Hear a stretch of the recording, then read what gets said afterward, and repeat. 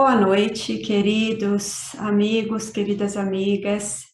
Gratidão por se juntarem a nós mais uma vez na nossa reunião pública aqui no FSS. Gratidão pelo carinho, pela disposição de estarem sempre junto conosco nessa caminhada que nós todos fazemos em direção ao aprendizado e à prática da vivência dos ensinamentos que nosso mestre nos envia através do seu evangelho. Essa noite eu gostaria de convidá-los para uma palestra especial. Nós hoje estaremos reprisando a palestra que nos foi dada no dia 28 de novembro pelo nosso querido Lacordaire Fayad, esse nosso querido trabalhador espírita, e nós temos um grande carinho. Ele é coordenador doutrinário, ou melhor, diretor doutrinário da FEINT, da Federação Espírita do Mato Grosso. Esteve aqui conosco no dia 28 de novembro, que foi um domingo, para nos presentear com maravilhosas reflexões a respeito da afetividade, da construção da afetividade no movimento espírita. Amai-vos uns aos outros, como eu vos amei. Infelizmente, por problemas técnicos, nós não pudemos transmitir essa palestra online. Por isso, nós gostaríamos de trazê-la hoje, para que assim todos possam aproveitar e buscar o consolo e esclarecimento que o nosso amigo nos traz de uma maneira tão sublime, de uma maneira tão fraterna e amorosa nessa palestra. Então, antes de nós iniciarmos a reprise do vídeo, nós só gostaríamos de fazer a oração inicial, né, como sempre fazemos, e a leitura de harmonização. Então, nós vamos iniciar primeiramente com a leitura, que nós trazemos do livro Fonte Viva, o item é 74, e que se intitula Quando há luz. E o versículo evangélico que nosso Emmanuel se inspirou para nos trazer as reflexões dessa leitura, nós podemos encontrar em Paulo, na segunda carta aos Coríntios, capítulo 5, versículo 14. O amor do Cristo nos constrange. Quando Jesus encontra santuário no coração de um homem, modifica-se-lhe a marcha inteiramente. Não há mais lugar dentro dele para a adoração improdutiva, para a crença sem obras, para a fé inoperante. Algo de indefinível na terrestre linguagem transforma-lhe o espírito, categoriza-o a massa comum por desajustado. Entretanto, o aprendiz do Evangelho, chegando a essa condição, sabe que o trabalhador divino, como que lhe ocupa as profundidades do ser. Renova-se-lhe toda a conceituação da existência. O que ontem era prazer, hoje é ídolo quebrado. O que representa a meta a atingir é roteiro errado, que ele deixa ao abandono. Torna-se criatura fácil de contentar, mas muito difícil de se agradar. A voz do mestre, persuasiva e doce, exorta-o a servir sem descanso. Converte-se-lhe a alma num estuário maravilhoso, onde os padecimentos vão ter, buscando arrimo, e por isso sofre a constante pressão das dores alheias. A própria vida física afigura-se-lhe um madeiro em que o mestre se aflige.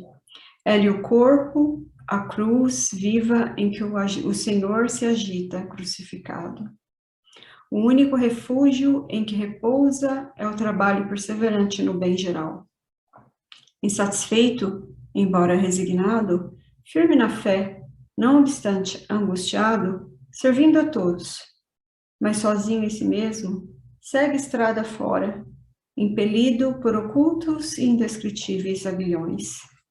Esse é o tipo de aprendiz que o amor do Cristo constrange.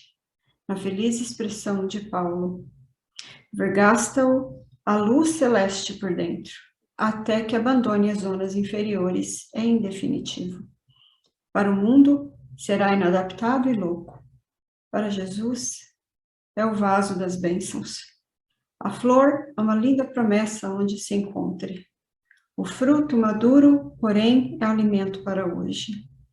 Felizes aqueles que espalham a esperança, mas bem-aventurados sejam os seguidores do Cristo, que suam e padecem dia a dia, para que seus irmãos se reconfortem e se alimentem no Senhor.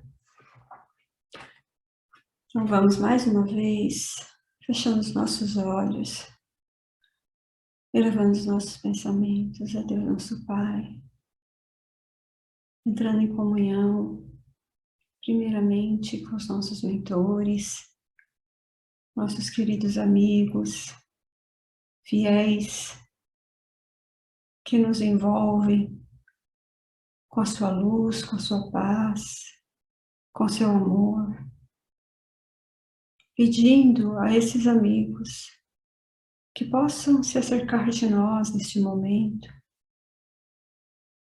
e rogar a Jesus que nos inspire e que possamos estar com os olhos abertos, com os corações, com as mentes abertos para as reflexões dessa noite. Que nosso Jesus, nosso querido Mestre, continue nos abençoando na nossa busca de trabalho e ascensão e que possamos sermos dóceis criaturas, dóceis aprendizes nessas mãos santificadas e iluminadas do nosso Mestre, hoje e sempre. Que possamos ter boas reflexões nesta noite e que possamos estar amparados pelos nossos mentores, hoje e sempre. Assim seja. Então, mais uma vez, gratidão a todos e vamos então para a apresentação do nosso querido Lacordaire. Uma boa reflexão para todos. Boa noite. Com Jesus, pelo trabalho que vem desenvolvendo no Canadá, principalmente em Calgary, e esse grupo que nós temos profundo carinho e respeito, né? Acompanhamos desde os seus primórdios. E o bem não tem vencimento, né? A gente vê no Evangelho, o pouco de fermento leveda toda a massa. Nós somos esses fermentos, convidados a fazer este trabalho do bem com Jesus. E quem de nós não temos saudade de Jesus? Na verdade, o Emmanuel, no livro Caminho, Verdade e Vida, tem uma mensagem em que se intitula Basta Pouco. E ele nos fala de Jesus que buscou pessoas muito simples, humildes, pessoas desprovidas de todo conhecimento formal para colaborar na difusão do Evangelho. E o Evangelho passa, acima de tudo, pelo coração, pela afetividade. Por isso que o Espírito André Luiz diz que tudo passa pelo afetivo. As pessoas que mais marcaram a nossa vida não foram pessoas que nos deram coisas. E quando deram, é porque se deram com aquilo que estavam dando, afetivamente, nos levando a nos sentir gente, nos sentir amado, nos sentir querido. E essa é a grande proposta que Jesus veio nos trazer. Emmanuel, no livro A Caminho da Luz, ele coloca que desde o nascimento do Cristo, a própria manjedoura veio inaugurar para a humanidade a era da humildade, da simplicidade, do amor e da afetividade. Então, quando nós buscamos, principalmente através das reflexões de Emmanuel, né? Então ele diz assim, justamente no livro Na Era do Espírito, no capítulo 27, ele diz: o amor em sua luminosa liberdade é independente em suas escolhas, em suas manifestações. No entanto, obedece igualmente ao princípio livre da semeadura e a colheita é inevitável. Então, isso mostra que o amor ele não tem vencimento. Tudo que nós fazemos em sintonia do bem não tem vencimento. E nós temos essa oportunidade abençoada de estarmos reencontrando Jesus através da doutrina espírita. Porque lá em João, no capítulo 14, versículo 15 e 16, João nos traz a promessa do Cristo, que ele diz assim: se me amais, guardai os meus mandamentos. E eu rogarei ao Pai que envie outro Consolador, para que fique eternamente convosco. Veja o que Jesus está falando: se me amais. Então, nós só vamos guardar esses ensinamentos, essas propostas de mudanças, quando nós realmente estamos nos amando. E amar é se autocuidar, amar é se autovalorizar, amar é se respeitar, amar é nos percebermos enquanto filhos de Deus e aprendizes da vida. Quando o João nos traz essa promessa de Jesus, veja que ele diz que este Consolador irá ficar conosco eternamente, ó, e ele irá falar coisas que Jesus, no momento, não podia falar, porque em virtude da nossa infantilidade espiritual ou psicológica. E a doutrina espírita vem reviver o Evangelho de Jesus, em espírito e verdade, para que todos nós possamos tomar como um roteiro de amor, de segurança para a nossa caminhada. Então, o grande papel do Consolador, no que respeita à sua orientação, é nos dar essa percepção de justiça, de amor, nós, enquanto espíritos imortais, e que todos nós somos amados equanimemente pelo Criador. O amor de Deus ele é tão intenso por todos nós, que, veja, ele sendo tudo, ele não precisava ter nos criado. Então, por que ele nos criou? Primeiro, pela vontade dele, e por amor. E ele, além de nos criar, ele nos deu para nós mesmos. Mas não nos deu de qualquer jeito. Ele nos dotou de todos os seus atributos, enquanto criaturas. Então, nós já trazemos dentro de nós todos os atributos da divindade enquanto criatura. Deus é infinito. Nós trazemos o atributo da imortalidade. Deus é onisciente, onipresente. Nós trazemos o atributo da busca da autoconsciência. Então, vamos perceber que o amor de Deus para conosco é tão intenso que João, no capítulo 8, 58, ele diz assim: antes que nós fôssemos, Jesus já era. O que quer dizer isso? Antes que nós chegássemos à categoria de espíritos, Jesus já estava nos aguardando amorosamente para poder tutelar a nossa caminhada evolutiva. Por isso que ele coloca e ele afirma: das ovelhas que o Pai me confiou, nenhuma se perderá. Porque a nossa destinação, ela é a angelitude. Por isso que Joana diz: o anjo de hoje é o pecador arrependido de ontem. Então, a bondade, a afetividade, o carinho de Deus e de Jesus para conosco é tão intenso que nós não temos como dimensionar. Vejamos Jesus, além de ser esse tutor de todos nós, o Emmanuel também, no livro A Caminho da Luz, ele coloca que, veja, nós não fomos jogados de qualquer forma, não. Então, ele diz, quando Jesus recebe a Terra como uma nebulosa da mão de Deus, é o Cristo, com seus arquitetos e os geneticistas, que veio prepará-la para nos receber. Veja, nós estamos no mundo de provas e expiações, caminhando para um mundo de regeneração. Nós estamos a madrugada dia para esse momento. Mas veja, quanta beleza, quanto enternecimento nos convida nós estarmos viajando nessa grande nau chamada Terra. O entardecer, o canto dos pássaros. Então, nós trazemos conosco toda a afetividade divina, como o Emmanuel acabou de colocar. na mensagem que foi lida pela nossa querida Sônia. Então, quando nós nos amamos, nós vemos Deus em nós, vemos Deus no outro.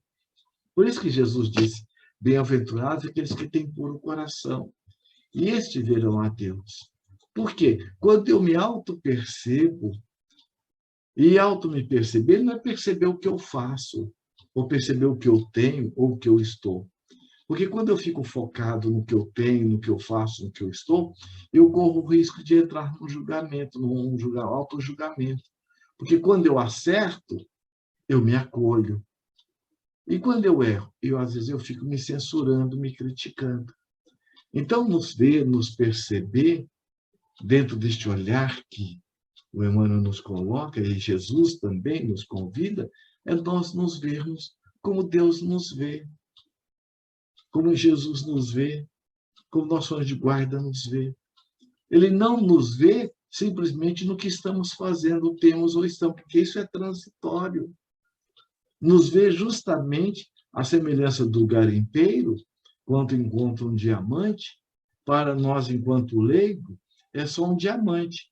Para ele já vê uma joia preciosa, porque ele tem uma visão mais global.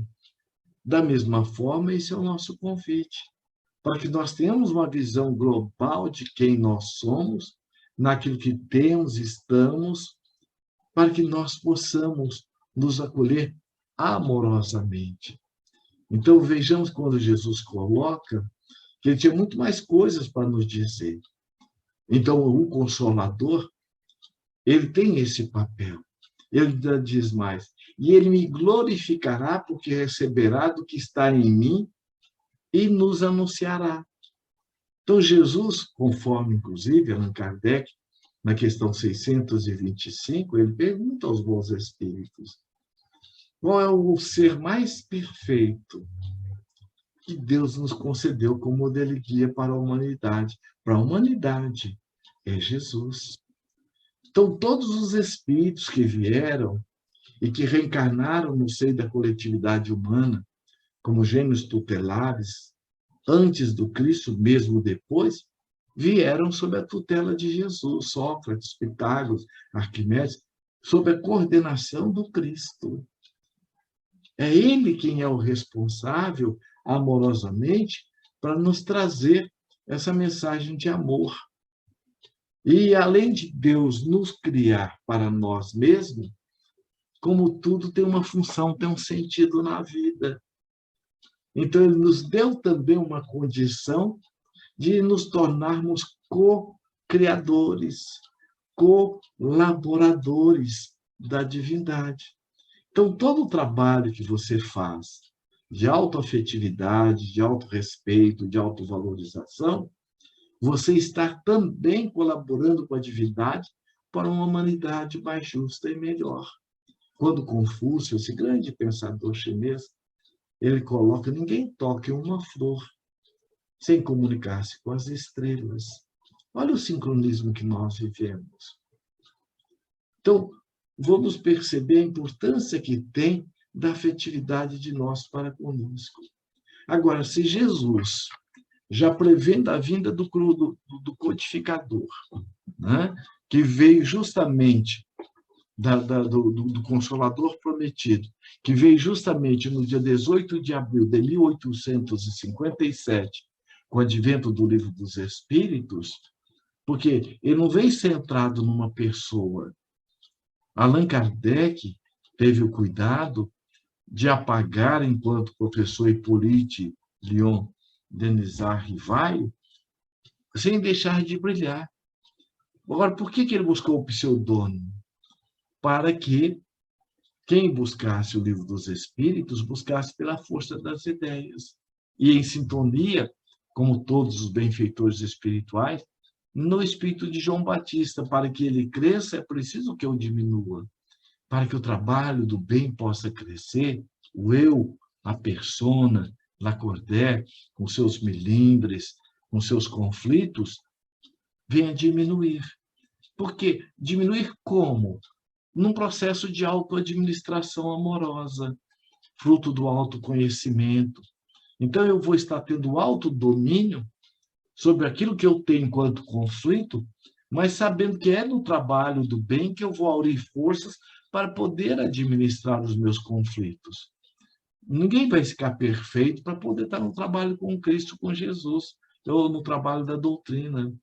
Por isso que Allan Kardec, quando vai denominar o verdadeiro espírito, o verdadeiro cristão, ele coloca, reconhece pela sua transformação moral e pelo esforço que empreende em dominar suas más inclinações. Então, todos nós, mais ou menos, trazemos conflito nessa ou naquela área. Então, é muito importante que nós busquemos nos acolher afetivamente para que nós possamos desempenhar esse trabalho do bem. Porque é na convivência, nesse espaço de convivência mútuo, que nós vamos estar aurindo força para se auto-administrar. Conta-se que uma história que a história não contou, que certa feita o apóstolo Paulo, junto com Timóteo, aquele garoto de 12 para 13 anos, que já encantou à primeira vista com a fala de Paulo, e Paulo com ele também, e por volta mais ou menos já dos 13, 14 anos, ele já assumiu um núcleo cristão para coordenar.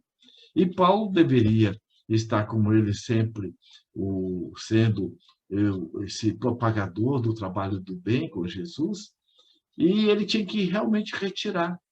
E pediu a Timóteo que então o assumisse. Ele disse, Timóteo, então foi isso, mas será que eu estou à altura? Paulo, naquele momento, abraçando carinhosamente, foi e disse, meu filho, se você continuar com a sua sinceridade de propósitos, com essa sua dedicação, veja, para tudo, nosso Senhor sempre tem escada. Então, ninguém está sendo colocado em qualquer atividade, em qualquer tarefa, que não tenha o trabalho amoroso, da dedicação do seu anteguarda, de Jesus e dos bons espíritos. Então, se nós perguntarmos agora, se Jesus, já prevendo a vinda do Consolador, que vem com o advento do Livro dos Espíritos, que é a doutrina espírita, eu pergunto, ele já havia também previsto a criação da casa espírita? Porque, parafraseando Joana de Ângeles, no livro SOS Família, ela diz assim, a família ela é a célula máter da sociedade. Então, podemos dizer que o centro espírita, o grupo espírita, ele é a célula máter do movimento espírita? Sim, com certeza.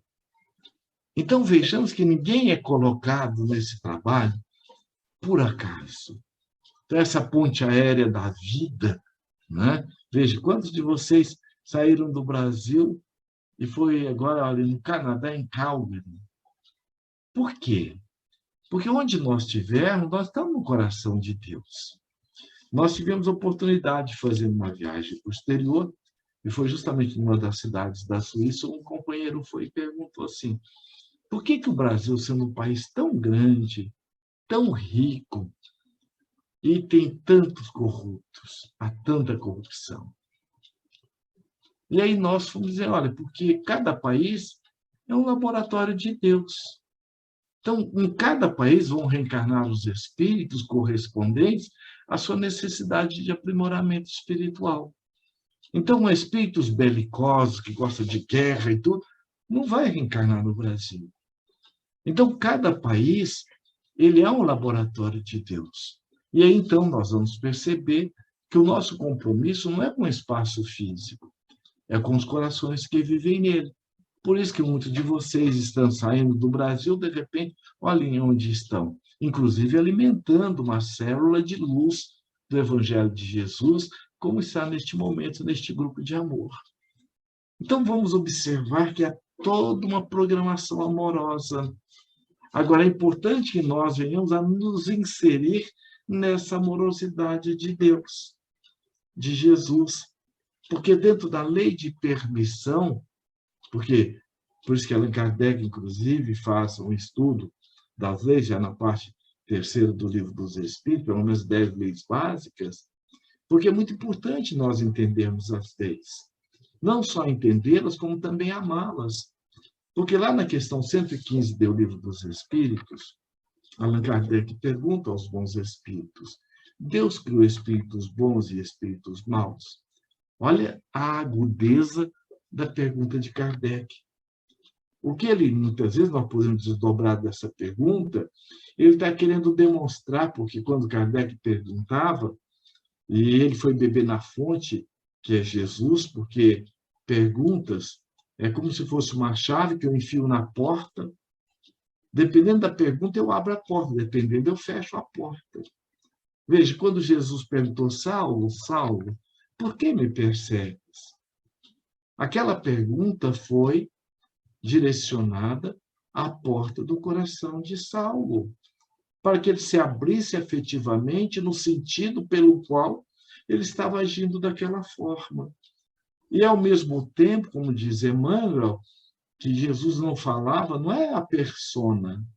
Jesus sempre falou ao espírito imortal.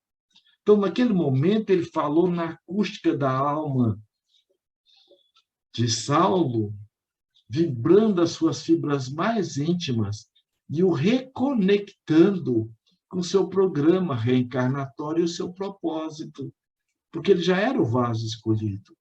Mas por que ele teve esse desvio? Porque ele deixou ser intoxicado pelas questões circunstanciais da vida, principalmente os conceitos e preconceitos do farisaísmo. Tanto é que Estevão, quem não leu, vale a pena ler o livro Paulo e Estevão, Estevão, que foi o primeiro mártir do cristianismo, naquele momento em que ele está diante de Abigail, que é irmã de Estevão, e esse registro nós só temos no livro Paulo e Estevão, porque Saulo teve o cuidado de não colocar a sua vida mais íntima de tal forma que ele guardou para si, para não entrar num processo, muitas vezes, de vitimismo. Mas Emmanuel faz esse resgate, porque Paulo sempre dizia o seguinte, inclusive Próclus, que era um daqueles que depois vieram a fazer parte da difusão do evangelho, do cristianismo nos primórdios, ele vivia falando sobre Paulo e fazendo uma exaltação da figura de Paulo. Num dos encontros de Paulo com ele, com Próclus, ele foi e disse assim, olha, o tempo que você está falando ou consumindo falar de questões pessoais, pode ser sua ou de alguém, é o tempo que nós estamos deixando de falar sobre Jesus. Então, sempre fale sobre Jesus. Sempre nas suas exposições, ou no começo, ou no final, mas sempre fale sobre Jesus. E, a partir dali, ele então diz, fale sim, fale dos esforços, fale dos calabouços, fala dos monturos que nós fomos lançados, como tantos outros foram Silas, Barnabé, fale dos nossos esforços, mas não da exaltação das pessoas, para que possa compreender que todo o processo de doação ao bem é fruto do esforço pessoal de cada um e passa, acima de tudo, pelo profundo amor que nós trazemos em nós, no Cristo e em Deus e na vida. Então, quando Jesus perguntou para Saulo, Jesus sabia ou não? Sabia por que ele estava perseguindo, mas por que ele perguntou? Por isso que Emmanuel diz que as palavras de Jesus são palavras de vida eterna. Nenhuma das palavras do Cristo é desprovida de um sentido de elevação espiritual, mas ninguém amou como Jesus amou. Ninguém foi tão afetivo quanto Jesus. Nas situações mais diversas, em nenhum momento Jesus justificou, Jesus criticou, Jesus teve dubiedade. Não. Sempre agiu com profunda firmeza e profunda humildade. Eu não vim para ser servido, eu vim para servir. Quando Jesus diz, diante da mulher carente afetivamente, ele sabia que todos aqueles que ali estavam Eram os verdadeiros túmulos caiados por fora e cheios de podridão por dentro. Então, ele fala das máscaras nesse sentido. Mas o que ele faz? Ele faz um processo de reflexão, uma pergunta, para que aqueles que ali estavam pudessem abrir a sua alma. Aquele que tivesse nenhum pecado, atire a primeira pedra. Mostrando da equanimidade do amor de Deus, da necessidade que todos nós trazemos em desenvolver conosco a indulgência, a compaixão, que são todas filhas, acima de tudo, da afetividade, que é a externação do nosso alto amor, desse acolhimento que nós fazemos conosco, porque eu só posso dar ao outro que eu estou dando a mim mesmo. E depois, diante da mulher, carente afetivamente, o que ele fez? Cadê aqueles que lhe condenavam? Olha, novamente ele perguntando algo que ele também sabia. Mas por que ele perguntou? Para que ela pudesse sentir a profundidade da entrega. Olha a carência afetiva dela. A ponto de arriscar a própria vida e toda uma estrutura social. A troco do quê? Um momento de afetividade. Porque ela estava se buscando no outro. Então, naquele momento, Jesus, neste encontro terapêutico, a ajuda a perceber que tudo que nós precisamos para a nossa felicidade já está dentro de nós. Ninguém é carente afetivamente. Deus não criou ninguém coitadinho, não criou ninguém em falta. O Espírito Joana de Ângeles, no livro Amor, Imbatível Amor, ela nos fala que nós somos a semelhança de uma semente, que traz dentro dela todos os atributos necessários para despertar a árvore que a tipifica. Então, naquele momento, Jesus pergunta, cadê os que lhe condenavam? E ele, aconchegando, diz, eu também não lhe condeno. Ou seja, a lei, ela é de justiça, a lei é de amor, a lei é de compaixão. Então, a lei, ela também não nos pune, ela nos educa. Então, Jesus não condena. Jesus tem uma postura da expressão profunda, ou das expressões profundas, das leis. Acima de tudo, o amor afetivo, o amor acolhimento. Então, naquele momento, e ele ainda dá um roteiro. Vá, meu amor, não tornes, olha, a pecar. Pecar, na etimologia da palavra, é errar o alvo. Porque o erro, diz Joana de Ângeles, é uma experiência, nos convidando a meditar e fazer diferente. Então, não é problema a gente errar. As coisas mais importantes que nós fazemos, nós erramos muito. Então, vamos observar que o Emmanuel diz também assim, olha, o que Deus anota na nossa vida não são os nossos erros, e sim o que nós aprendemos com ele. Então, quando Jesus coloca para ela, naquele momento ele a ajuda a ter um novo roteiro. E, ao mesmo tempo, ele também ajuda aquela multidão, pela lei da indulgência, evitar um karma negativo. Então, vou na questão 115, Allan Kardec faz essa pergunta, mostrando a equanimidade de Deus quando os espíritos respondem. Fomos criados simples e ignorantes. E a cada um foi dada uma missão. Ó. Missão o quê? Pessoal, de se autocuidar, de se autoamar, de se autovalorizar, de se autorrespeitar. E a semelhança da flor. Para que possa perfumar o jardim, ela se perfuma primeiro. Então, como eu posso amar alguém se eu não estiver me amando? Como é que eu posso ensinar algo daquilo que eu não sei? Então, quanto nessa questão 115, ainda diz que, e à medida que nós vamos crescendo, que nós vamos nos sintonizando com este programa, nós também nos aproximamos de Deus e ajudamos aqueles que estão à nossa volta. Então, ignorância, fomos criados simples e ignorantes, simplicidade desprovido dessa complexidade que hoje nós trazemos como homens tecnológicos, e ignorante do que? Da verdade. Então, nós temos 3 níveis de ignorância. A do não saber, a do não sentir e a do não vivenciar.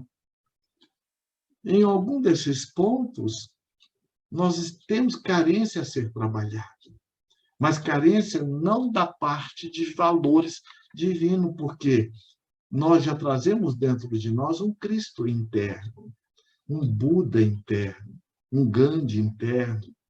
Agora, como que eu vou desfrutar desse Gandhi dentro de mim ou desse Cristo? Buscando como Jesus colocou. Tudo que eu faço, vós podeis fazer e muito mais. Se tiverdes fé, se eu tiver confiança em mim e se eu tiver as mesmas habilidades do Cristo. Mas todos nós marchamos em direção a essa busca amorosa da construção da nossa angelitude. Então, vamos entender que o grande objetivo da doutrina espírita é consolar, orientando, orientar, consolando, porque ele é o consolador prometido por Jesus, que vem justamente como um roteiro para as nossas almas, a semelhança como um microscópio. Não veio criar um mundo micro, mas veio desvendá-lo. Vejamos que nós tivemos um momento da pandemia mundial. Certas vacinas levaram quase 2.000 anos. Por exemplo, a hanseníase, a lepra. No entanto, agora, com a pandemia, com menos de um ano, já tinha vacina sendo testada. Graças ao quê? Ao microscópio. Então, vamos observar que a doutrina espírita é um microscópio da nossa alma, nos possibilitando fazer hoje alguns avanços sem fazer atalhos, mas com essa consciência de que nós estamos a caminho deste processo da nossa autotransformação. Nós estamos vivendo o planeta na madrugada dia de mundo de regeneração. Manuel Filomeno de Miranda, em várias obras, Transição Planetária, esse mais recente, em direção ao mundo de regeneração, e tantos outros, mostrando que há espíritos que não reencarnam mais no nosso planeta. E muitos daqueles que estavam no psiquismo da Terra, ali tormentando, enquanto espíritos renitentes no mal, porque a evolução ela não é uma opção, ela é uma determinação divina. Nós temos duas forças que nos conduzem e que regem também o universo. A força endoevolutiva, que é a força do amor, nas suas ramificações mais diversas, que vai se manifestar o amor de Deus através da lei da gravidade, que faz com que os corpos celestes não se choquem um com o outro. Nós vamos ver que quando você coloca uma planta na sombra, ela faz o fenômeno do fototropismo e vai buscar o sol para a manutenção da vida. Essa é a força endoevolutiva. É a mesma força que está presente no pulsar do nosso coração. Nos nossos movimentos que nós realizamos sem nos dar conta. Então, é a força da transformação. Agora, a força da evolução é a força endoevolutiva, que é a força da vontade. Então, a evolução, ela é um hino vibrante do universo, inevitavelmente. Agora, quando e como eu vou exercer minha evolução, aí depende de cada um. Está lá na questão 115. Aqueles que nos entregamos docilmente, já podemos desfrutar da felicidade relativa aqui e agora. E aqueles que nos rebelamos, vem a dor e o sofrimento. Por isso que Joana de Ângeles, no livro Amor Imbatível, aliás, Plenitude, ela diz assim: a dor e o sofrimento só se faz presente onde o amor se fez ausente. Então, nós somos afetividade. Nós somos a expressão amorosa de Deus. Por isso que, bem-aventurados aqueles que têm puro coração, esses verão a Deus. E a mensagem do Emmanuel, quando eu me amo, eu vejo Deus no meu próximo. Agora, e a casa espírita? Qual é o papel da casa espírita? Então, nós estamos vendo que a casa espírita, ela não é a edificação física. A casa espírita somos nós. A casa espírita é a nossa afetividade. Assim como a casa, o lar, não é a edificação física, é a dinâmica interna daqueles que vivem ali, assim é a casa espírita. Então, a casa espírita, como sendo célula máter do movimento espírita, ela deve exercer o seu papel amoroso, está programado pelo Cristo, de um laboratório moral. O que é um laboratório moral? É você ter a certeza, através do conhecimento da doutrina espírita, que não existe acaso, como também não existem milagres. Por que eu fui nascer naquela família, 14 irmãos, numa fartura danada, quer dizer, faltava tudo? Para a gente aprender o quê? A dividir. A solidariedade, a fraternidade. O que pobre faz com a comida que sobrou do almoço? Vai para a janta. O que faz com a roupa do filho mais velho? Vai para o mais novo. Aliás, tem um livro muito interessante, Crie seu filho com espírito de pobre, não de pobreza. Porque o pobre valoriza tudo. Muitos de nós sabemos. A primeira roupa que você usou, que a sua madrinha... Enfim, a gente vai perceber que nessa situação socioafetiva, nós nos valorizamos. Então, veja a importância que tem a casa espírita transformar neste laboratório moral. Porque aquele indivíduo que nasceu lá na favela, com essa e aquela problemática, não é por acaso. Agora, você vai trabalhá-lo, ajudá-lo a se perceber enquanto agente da própria autotransformação. E que não falta nem os recursos para que nós possamos nos mudar. Porque o que é nosso, diz o Espírito André Luiz, não vai para a porta do vizinho. Por quê? Porque existe a lei de justiça, a lei de amor. Não é justo você passar por uma situação que não está no seu programa reencarnatório. Há um livro muito interessante, que é da editora Espiritizar, Dias Felizes. Uma mensagem que se intitula Contratos Espirituais. E o espírito, que é o espírito Honório, Joana de Anjos o apresenta como sendo um daqueles dos primórdios do cristianismo, ele diz, olha, antes de todos nós, numa mensagem que se intitula, então, Contratos Espirituais, todos nós passamos, antes de reencarnar, sob a tutela amorosa daqueles espíritos que já alcançaram essa altitude do amor, como verdadeiros tutelares, nos ajudando na nossa programação reencarnatória.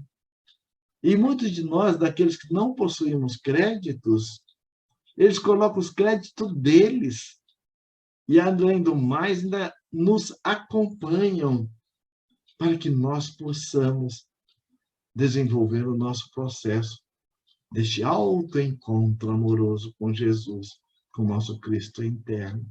Ainda diz mais, aqueles de nós que trazemos compromisso nas atividades doutrinárias, seja elas quais forem, nós possuímos uma equipe multidisciplinar, nos ajudando no trabalho, nos ajudando nas palestras, nos ajudando nos atendimentos da casa espírita, nos estudos.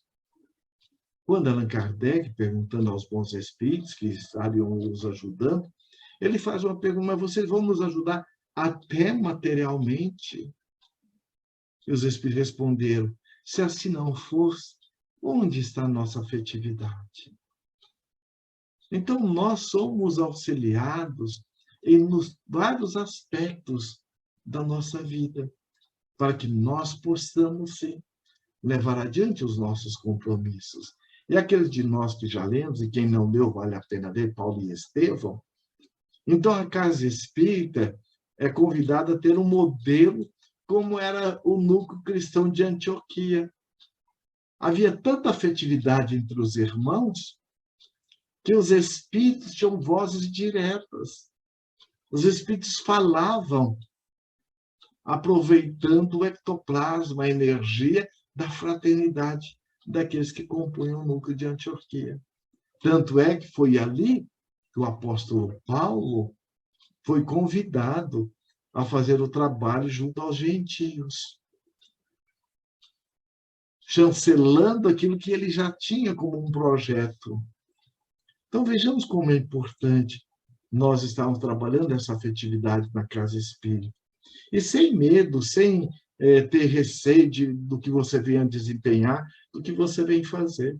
Eu tive a felicidade de nascer no lar, meus pais eram espíritas, e participar do movimento espírita efetivamente, que eu venho também de evangelização, que são as atividades fundamentais na casa espírita, para que nós possamos desenvolver essa afetividade, como toda e qualquer virtude, é desenvolvimento.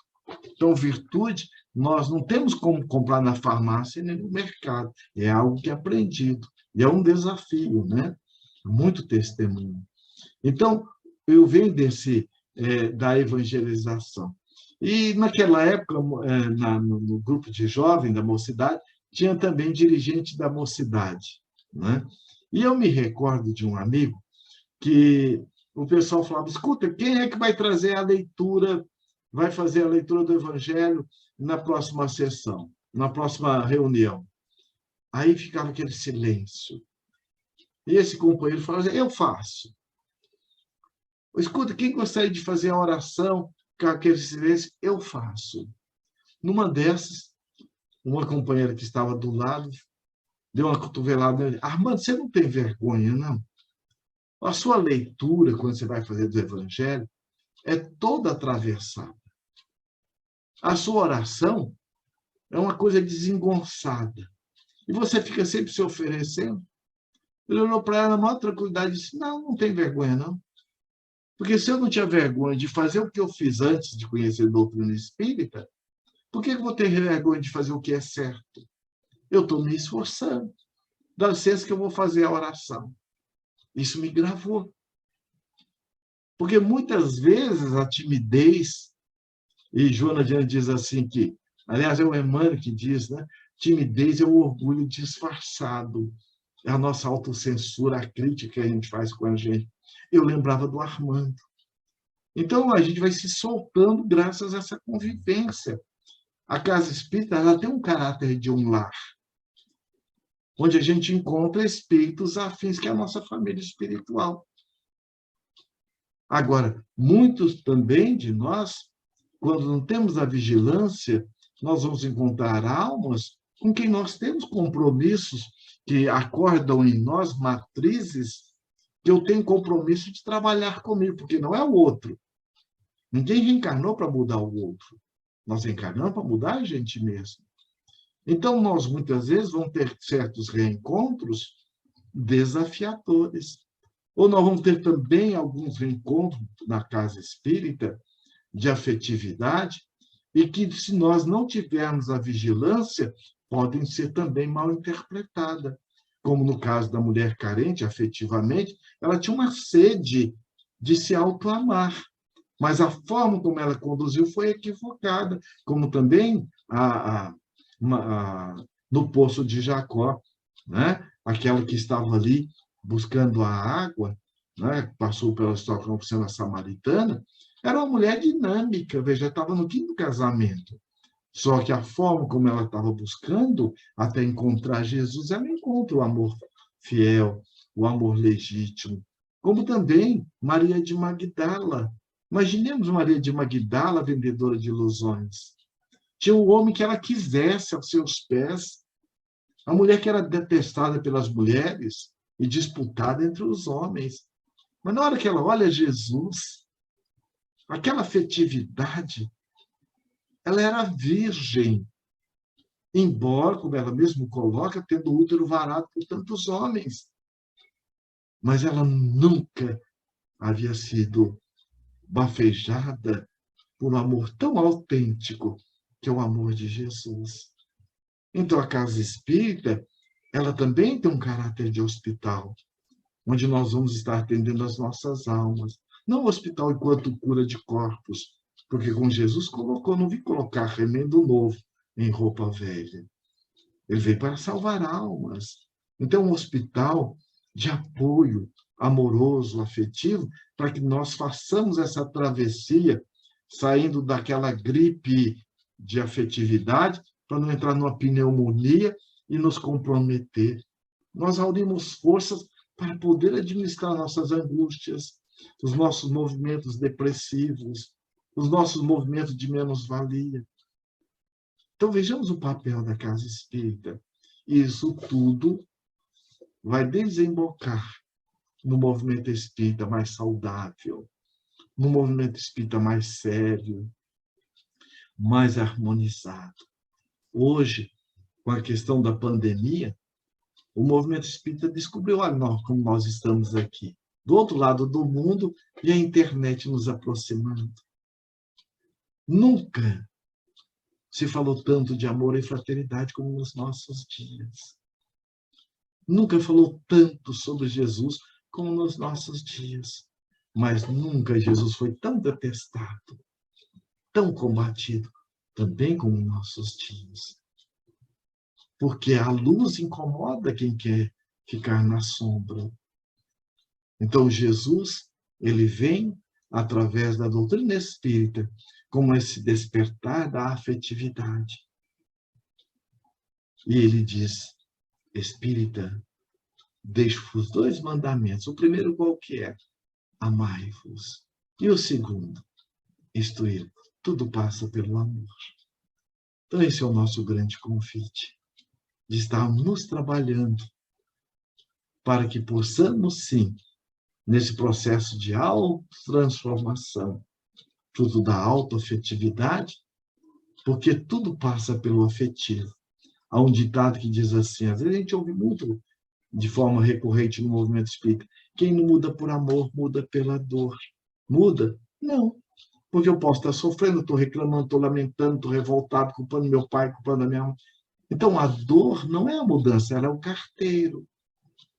Como nós vimos na própria questão 115, ela vem depois que eu já desprezei o convite do amor. Então, a pedagogia celeste, ou a andragogia, é o amor. E aí nós recordamos o amor de Jesus. Humberto de Campos, no livro Boa Nova, ele coloca o encontro de Jesus com Joana de Cusa. Joana de Cusa, veja o que é um encontro com Jesus. É um encontro para a eternidade. E conforme no livro, a leitura se intitula Labor em Equipe, Após a Tempestade, psicografia do nosso querido Divaldo de Joana. Nessa mensagem, Joana nos diz assim, que todos nós, na nossa maioria aqui hoje, estamos no movimento espírita, fomos guindados pelo pobrezinho de Assis, que rogou a Jesus que recolhesse essas almas que falhamos no cristianismo sem o Cristo, para que pudéssemos reencontrar Jesus através da doutrina espírita. E ele foi nos buscando. E no livro Brasil, Coração do Mundo, nós vamos ver Ismael pedindo ao Dr. Bezerra, o Kardec brasileiro, para tutelar a nossa inserção no movimento espírita. Então, no livro Boa Nova, Joana de Cusa, ela volta depois, olha o amor por Jesus, como Clara de Assis. Francisco era o canal do amor fecundo de Jesus junto à humanidade. E Joana e Clara de Assis foi quem sistematizou todos os ensinamentos do pobrezinho de Assis, segundo alguns biógrafos. E depois ela volta com Sor Juana Inês de la Cruz no México. Depois ela volta como abadesa na Bahia, Joana Angélica de Jesus, no convento da Lapa. E volta hoje como Joana de Ângeles. Isso está no livro A Veneranda Joana de Ângeles. Então, Humberto de Campos conta, no livro Boa Nova, que Joana de Cruz era uma mulher sonhadora, uma mulher além do seu tempo, mas tinha um companheiro altamente atormentado. E ela muito afetiva. E numa dessas situações de conflito que todos nós passamos, de ordem familiar e de ordem íntima, aquela que auxiliava nos afazeres domésticos, foi, disse Dona Joana, passa por Cafarnaum um homem incomparável. Ele fala que todos nós somos filhos de um pai de amor e que há muitas moradas na casa deste pai e que todos nós somos irmãos, estamos ligados profundamente pela afetividade do amor. Vamos ouvi-lo. E Joana de Cusa, na dor moral em que ela se encontrava, momento de testemunho, ela foi ouvir Jesus naquela tarde, noite de primavera em Cafarnaum. Foi amor à primeira vista. Quando Jesus fala das bem-aventuranças, vinde a mim todos vós que achais sobrecarregados e oprimidos, e eu vos aliviarei. E aprendei comigo, que sou manso e humilde de coração. Joana bebia aquelas palavras quais gotas de orvalhos do deserto da sua alma. E ela não resistiu. Naquela mesma tarde e noite, ela consegue uma entrevista na casa de Pedro com Jesus. E quando ela bate a porta, ela ouve aquela voz terna e amiga. Entre, Joana, entre. E quando ela abre a porta e ela olha, é Jesus. E ela emocionada e surpresa, mas Senhor, o Senhor me conhece. Ele tocando-lhe suavemente as mãos, e o seu olhar cruza com o seu olhar. Ele diz, ô Joana, eu sou o bom pastor. E o bom pastor conhece todas as suas ovelhas, nominalmente. Então, o seu nome, o meu nome, o nome dos nossos entes queridos, todos estão no coração de Jesus. Então, não é por acaso que nós estamos onde estamos. E diz o Espírito Joana de Ângeles, floresça onde Deus lhe colocou. Muita paz. Que Jesus nos abençoe. Gratidão, querido irmão, pelas suas palavras tão sublimes que nos levaram ao novo encontro com o nosso mestre. Né? Lembrando os seus convites amorosos, as leituras tão importantes que nos ajudam nas nossas reflexões. Muita gratidão mesmo, profundas. A doutrina encantadora, né? A doutrina espírita, nossa, muito interessante como você a colocou como o microscópio da nossa alma. É fantástico, é muito interessante ter essa visão, essa nova perspectiva, pelo menos para mim, né? Porque realmente vai bem profundo dentro dos nossos corações. E eu queria tomar um pouquinho mais do seu tempo, se você nos permitir, para saber se alguns dos nossos companheiros aqui têm algum comentário ou alguma pergunta para lhe fazer antes da nossa oração final. Gratidão. Queridos, vocês estão, fiquem à vontade para fazerem alguma pergunta, algum comentário, caso tenham, antes da nossa oração final.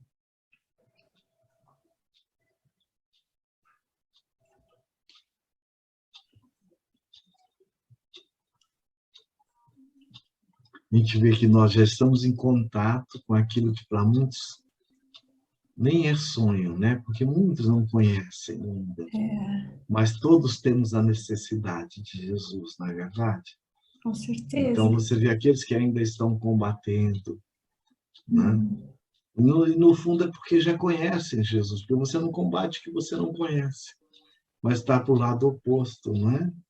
Então, os detratores, no fundo, o Emmanuel diz assim, Saulo, ele, no fundo, ele sabia que ele trazia o Paulo dentro dele, mas ele estava com dificuldade de entrar na sintonia com o despertar do Paulo, por isso que ele enveredou por outros caminhos, né?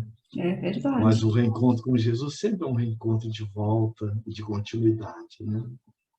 Isso mesmo. É importante nós estarmos compreendendo, né? Buscando essa compreensão maior de nós mesmos e do outro. Por isso que Jesus, você veja, ele sabia ou não o que o levou à cruz e tudo. Por que ele teve compaixão? Então, qual que é a compaixão de Jesus? É dó? Não, porque ele sabe, todos nós somos anjos, potencialmente falando. Mas é como você vê um ente querido seu, que você ama muito, e você está vendo que ele está fazendo uma escolha equivocada. Mas você sabe que depois da escolha ele vai voltar, que é a mesma da parábola do filho pródigo, né? Dos dois irmãos. Mas por que a compaixão? Então, qual a compaixão de Jesus? Sabendo que nós estávamos fazendo uma escolha equivocada, mas a escolha amorosa, ela é inevitável, né? Porque às vezes a gente cria sofrimento desnecessário, dores desnecessárias. Frutos da ignorância, né? Que Emmanuel nos lembra. Acho que a Ana tem algum comentário a fazer. Ana, pode ficar à vontade. Primeiramente, gostaria de agradecer muito, novamente, sua presença aqui conosco na Corder. É sempre muito enriquecedor, muito enriquecedor assim, a gente para pensar, são palavras que nós já ouvimos, mesmo nessa encarnação, tantas vezes, mas que precisamos delas, ouvi-las novamente, por irmãos diferentes, e a amorosidade com que você traz muito, nos ajuda a conectar com isso também, né? Com esses sentimentos. E eu acho que a primeira coisa que me chamou muita atenção logo no início, quando você falou, quem de nós não tem saudade de Jesus? E é isso, né? Às vezes não é necessariamente, talvez não tenhamos nem a consciência dessa saudade de viver aquela vida simples, em que o amor realmente, o amor é tudo, né? E nós vamos muitas vezes nos complicando na nossa caminhada, quando a gente podia viver uma vida muito mais simples, né? Mas é basicamente isso. Um agradecimento e trazer esse momento de trazer. É verdade. E uma forma de nós internalizarmos é justamente estarmos buscando quanto mais, né, essas informações. Porque uma das formas de aprendermos é por repetição. Somente desenvolver um ciclo virtuoso. Quando Pedro pergunta, Senhor, quantas vezes eu devo perdoar meu irmão? Em outras palavras, é como se Jesus falasse, Pedro, perdoar é uma virtude, então vai treinar. O que ele falou? Até 7 vezes? Não, até 70 vezes 7 vezes. Ou seja, não vai treinar. Então, tudo é treino. E muitas vezes nós, em virtude, muitas vezes, de um processo de crenças limitador, o processo socioeducativo, nós entramos num padrão de autoexigência, né? E entramos, às vezes, num padrão do perfeccionismo, cobrando de nós. Como é que pode, já com tanto conhecimento, olha o que eu estou fazendo? Mas não é o conhecimento que muda a gente, né? O Emmanuel, no livro Estude e Vive, ele diz assim, o conhecimento ele é o leme do barco. Ele ajuda a gente a tomar a direção. Mas o que vai realmente mudar é o afetivo, é o amoroso. Então, quando você não toca o coração, não tem entendimento. Então, por isso que é muito importante esse autoacolhimento amoroso. que Jesus veio nos exemplificar, né? E é o que nós somos convidados a desenvolver conosco, né? Você veja, a pessoa mais importante da nossa vida, que somos nós mesmos, a gente maltrata, como é que eu vou tratar o outro? Aí entra aquela proposta, amar o próximo como eu vos amei. Amar uns aos outros como eu vos amei. Como que Jesus amou? Então, o amor de Jesus foi sempre um amor equânime, né? Então, nós também somos convidados. Errando, eu me amo. Acertando também, eu me amo. Porque eu sei que faz tudo parte de um processo. Gratidão. Tá? Gratidão a você. Muito E bom estar com façamos os vocês. nossos esforços sempre. Né? É isso Verdade. mesmo. Mesmo porque Jesus nos pediu somente uma coisa, né? Amar a Deus sobre todas as coisas e amar ao próximo como a si mesmo. Justamente. E como é que eu vou amar a Deus se eu não tiver minha mãe? Por exemplo, você tem um filho, ou 2 filhos, o seu neto. Imagina eu te agrado e maltrato o seu neto ou seu filho. O que você prefere? Que você Né? trate bem, né? Todos, principalmente os meus Justo. filhos. Então, qual que é o nosso convite? Então, como é que pode eu amar a Deus maltratando o filho dele, que sou eu? Então, se eu pudesse agradar a Deus em alguma coisa, ou dar para ele alguma alegria, qual que seria? Me tornar uma pessoa de bem, como a maior alegria de uma mãe qualquer, não é ver o filho bem-sucedido? Né? Então, vê como tudo passa por nós, não é verdade?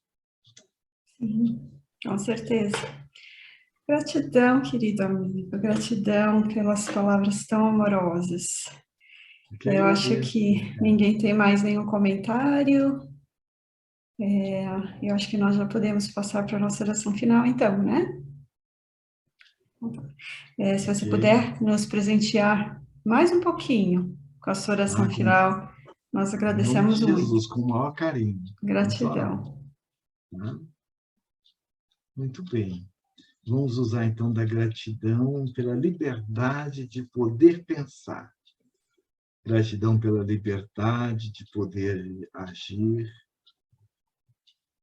de fazer escolhas, de poder sentir, de evoluir continuamente. Imaginemos agora que estamos diante de uma praia. E nessa praia, nós estamos ouvindo o vai e vem da onda do mar, ouvindo os pássaros, sentindo a nossa pele sendo acariciada por uma brisa suave e amiga. O sol refletindo na linha do horizonte. E nós começamos a ver agora um barco se aproximando de nós. E além do barqueiro, uma companhia amorosa. E à medida que o barco vai aproximando, nós já podemos ver a sua vestimenta, a sua fisionomia cabeleira, escorrendo pelos ombros. E alguém chega muito próximo de nós e suavemente diz ao nosso ouvido: é Jesus. É Jesus que está chegando. E naquele momento, nós estamos vendo o barco se aproximando, e ele ancora muito próximo de ti. Jesus desce, o seu olhar cruza com o seu olhar. E neste momento ele nos aconchega num abraço suave e amigo e diz carinhosamente: a minha paz eu vos dou, a minha paz eu vos deixo. Sintamos o carinho de Jesus. Sintamos a paz de Jesus conosco. E nós te rogamos, Jesus querido, venha ao nosso encontro, Senhor, e nos ajude a superar nossos próprios conflitos, a fim de que possamos levar adiante os nossos compromissos. e internalizarmos as lições sublimes do vosso Evangelho. E através da nossa autotransformação, das nossas mãos ocupadas no trabalho do bem, nós estamos demonstrando afetivamente o quanto lhe amamos, o quanto somos gratos a ti, Senhor, e a Deus, a vida, pela bênção do corpo perfeito, da amizade, da família, por este momento, Senhor, em que estamos entrelaçados pelos corações amorosos, que a vida nos permeia. Mestre querido, sabemos que lá fora há tanta dor e sofrimento, que as nossas humildes vibrações possam servir para ajudar-te a envolver os lares, em que o desespero, a desunião, a viuvez, a orfandade, a perda do emprego, estão batendo às suas portas. Abençoe, Jesus, os nossos lares, os nossos familiares. Abençoe nossos governantes. E que essas vibrações de amor possam espargir em prol do Canadá, do Brasil e de toda a humanidade. Dê-nos a tua paz, Senhor, hoje e sempre. Que assim seja.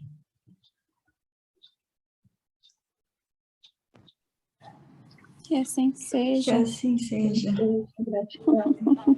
Que bom. Gratidão. Bom dia a todos. Um abraço, Gratidão. Mariana. Gratidão mesmo. Bom Gratidão, dia e Ana. boa tarde Gratidão, aí para vocês da Quaderna. Tônia, a todos. Que ótima maneira de Raquel. passar esse dia e começar a semana. É verdade. Gratidão. Gratidão, gratidão Um a abraço, Cordere. muita E gratidão paz. a todos por estarem aqui conosco, meus Um abraço a corações. todos aí, tá bem? Tchau, Muita paz. tchau. Tchau, tchau, muita Tá, paz. gratidão. Jesus abençoe. Amém. Assim seja.